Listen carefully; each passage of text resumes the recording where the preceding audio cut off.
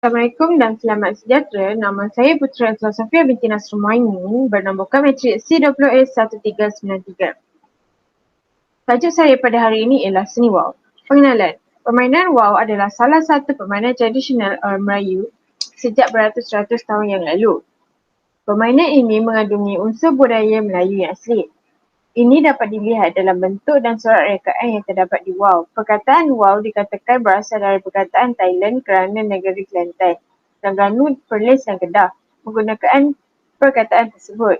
Kata layang-layang digunakan di banyak negeri di pantai timur dan selatan semenanjung Malaysia seperti Kuala Lumpur, Melaka dan Johor.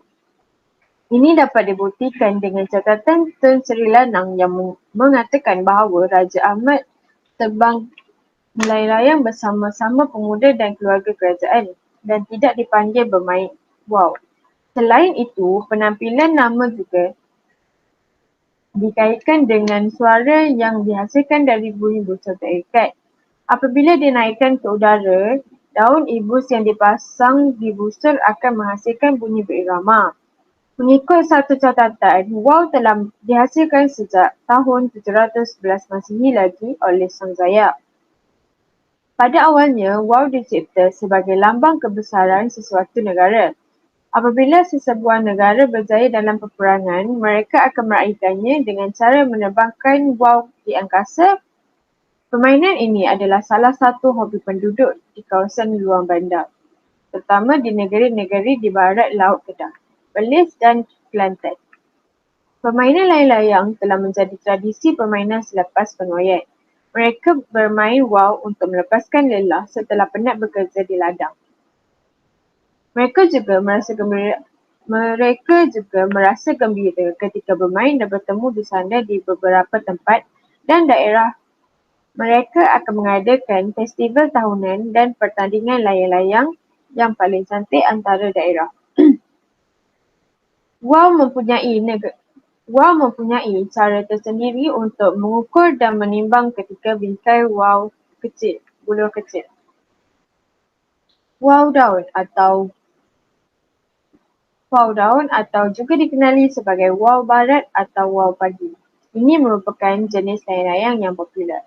Ia merupakan WAW tradisional yang telah dimainkan secara turun-temurun di Malaysia. WAW daun menyerupai bentuk WAW bulat, tetapi adalah lebih lebar dan ringan. WAW daun turut memiliki corak-corak yang menarik, tetapi corak-corak tersebut adalah dilukis dan tidak menggunakan teknik sobek iaitu teknik potong dan tampal. Sebagaimana WAW-WAW yang lain, ia juga satu-satunya WAW tradisional yang tidak memiliki pendengung. Oleh kerana corak-corak tersebut hanya dilukis pada badan WAW dan bukannya ditampal, ia mampu terbang tinggi walaupun semasa pada waktu angin bertiup perlahan seperti pada waktu pagi. Oleh itu, ia dikenali juga sebagai WAW pagi dan lukisan pada WAW seringkali menggunakan teknik batik, malah ia seringkali dilukis oleh pelukis batik dan bukannya pembuat WAW. Selain itu, bentuk dan rupa WAW daun adalah lebih dinamik dan cepat berubah. Seringkali ia memanfaatkan reka bentuk asli dan unik yang mula diterima pakai dalam pertandingan-pertandingan. Antara puncanya adalah corak-corak tersebut dilukis oleh ahli seni dalam bidang lain dan juga kerana ia dilukis adalah lebih mudah mencipta corak-corak yang baru berbanding teknik sobek, iaitu teknik potong dan tampal. Cara pembuatan WAW daun juga agak sukar kerana ia memerlukan pelukis yang handal untuk melukis pada bahagian badan WAW tersebut. Namun, WAW ini juga popular dalam kalangan masyarakat kita kerana bentuk dan coraknya boleh menarik minat masyarakat kita. Bahan-bahan utama untuk membuat WAW ialah buluh, benang, kertas, gam dan pisau raut. WAW mempunyai 4 bahagian utama, iaitu kepala, sayap, pinggang dan ekor. Untuk menghasilkan WAW yang besar, menarik dan cantik bukanlah satu kerja yang senang. Pembuat WAW mestilah Pembuat wang mestilah mempunyai kemahiran, ketekunan dan kesabaran yang tinggi kerana ia adalah merupakan kerja yang rumit terutama pada bahagian sayap dan tulang belakang. Bulu akan diraut dengan teliti dan halus bagi mendapatkan bentuk wang yang cantik. Bahagian sayap akan ditimbang dengan menggunakan jari atau mata pisau supaya menjadi sama timbang di antara sebelah kiri dan sayap kanan. Bahagian inilah yang akan menentukan supaya ianya tidak berat sebelah. Semasa meraut ini, dari semasa ke semasa, bilah-bilah buluh ini akan diliut-liutkan supaya bersama lengkunnya di antara kedua-dua belah dan kedua-dua belah kiri dan kanan.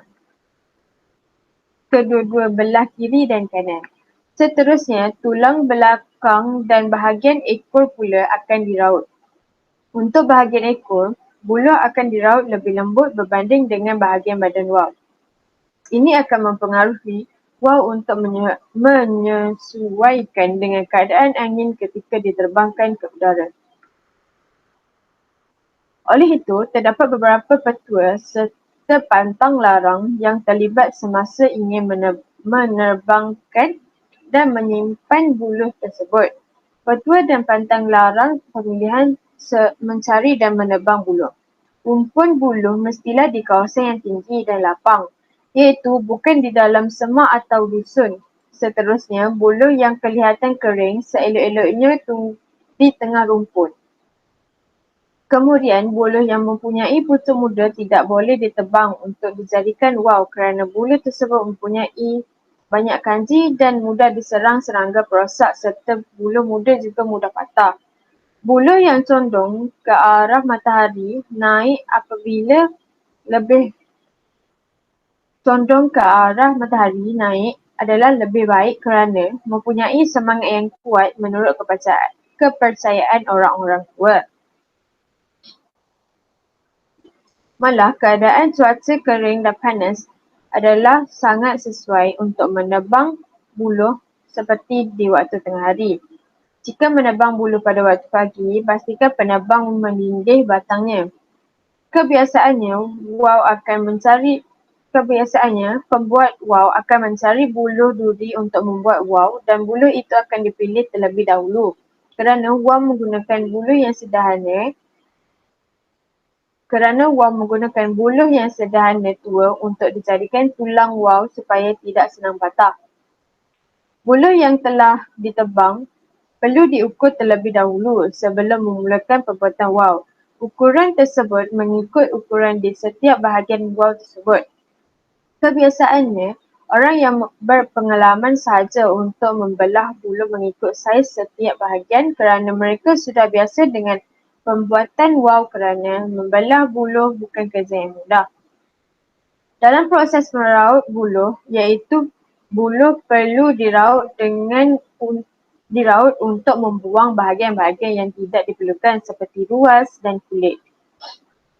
Selain itu, tujuannya adalah untuk memberi keseimbangan pada bentuk dan berat bahagian sayap wang. Pisau khas digunakan untuk meraut dan mestilah benar-benar tajam bagi memastikan kerja-kerja tersebut dapat dijalankan dengan mudah dan mengelakkan daripada berlakunya kesilapan. Antara bahagian buluh yang perlu diraut adalah seperti bahagian tulang belakang diraut sehingga 1.0 cm dengan kadar lembut dan sederhana keras. Kedua, bahagian bilah sayap di kedua-dua bahagian pula diraut sehingga 1.5 cm dan semakin halus di hujung bilah tersebut iaitu sebesar lidi kelapa. Ketiga, bahagian ekor yang mempunyai dua bahagian juga perlu diraut sehingga 0.5 cm. Setelah bingkai wang siap, satu lapisan asas yang dipanggil tanah akan dipasang pada wang. Tujuannya supaya wang tersebut akan tahan lasak kerana sifat utamanya kertas tersebut lebih kenyal dan tidak ditembusi angin. Pemasangan melibatkan beberapa langkah iaitu ukur kertas dengan saiz bingkai, kemudian tanda dengan pensel dan perlu dilebihkan 2 cm dari rangkai bingkai di bahagian. Kemudian kertas ditanda dengan pensel dan perlu dilebihkan 2 cm dari rangka bingkai tersebut. Potong kertas wall tersebut dan lebihan tadi dipotong dalam bentuk V dan dilekatkan pada kertas bingkai yang menggunakan gam kanji. Ukiran lukisan pada bahagian wall adalah antara elemen utama yang menjadikan wall tersebut unik dan istimewa. Antara langkah-langkah yang terlibat ialah lipat 4 kertas warna dan bahagian sayap dan lipat 2 bahagian untuk bahagian ekor pula. Mulakan melukis dan dari bahagian dada sehingga ke hujung sayap dengan menggosok satu ruang kosong untuk ruang tapak kijang. Bagi bahagian ekor pula, corak yang hendak dilukis mestilah sama dengan corak bahagian sayap. Corak perlu dipotong menggunakan pisau tajam dan corak ini menjadikan corak asas bagi wau. Tampal ukiran sobek tadi pada tanah wau dengan hanya menyapu gam kanji pada bahagian tepinya sahaja. Bahagian yang tidak lekat dikemaskan dengan penyapu gam menggunakan berus lukisan. Bagi wau yang hendak diterbangkan, mestilah menggunakan kertas yang tidak menyerap air. Selain itu, belakang wall tersebut tidak ditampal kertas dengan hiasan dan ukiran sobek. Hanya mempunyai 3 atau 4 lapisan sahaja bermanda dengan wall hiasan yang mempunyai sehingga 8 warna. Proses membuat serta memasang jambul dan rambu dipasang dengan dililit pada rangka ekor atau sayap wall. Diperbuat daripada kertas krip dan dipotong dengan gunting secara memanjang untuk membentuk rambu wau untuk kelihatan lebih menarik. Itu sahaja daripada saya. Terima kasih.